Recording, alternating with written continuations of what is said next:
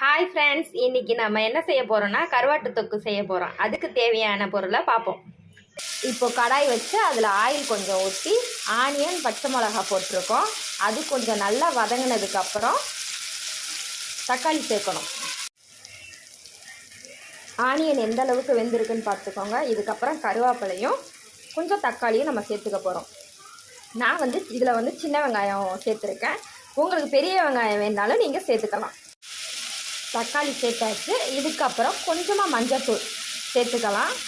மஞ்சத்தூள் சேர்த்து நல்லா வதக்கியாச்சு. பாருங்கள், தக்காளி வெங்காயம் பச்சை மிளகாய் எல்லாம் வதங்கிருச்சு. இப்போ கொஞ்சமாக உப்பு சேர்த்துக்கலாம். ஏன்னா நம்ம கருவாடு ஆல்ரெடி உப்பு, அதனால நம்ம உப்பு சேர்த்துக்கலாம். நீங்கள் உப்பு இல்லாத கருவாடு போட்டிருந்தீங்கன்னா கொஞ்சம் உப்பு எக்ஸ்ட்ராவே சேர்த்துக்கலாம். கொஞ்சமாக நம்ம மிளகாத்தூள் சேர்த்துக்கலாம். அருமையான கருவாட்டு தொக்கு ரெடி. சாப்பாட்டில் போட்டு பிசைஞ்சு சாப்பிட்டா அவ்வளோ ருசியாக இருக்கும்.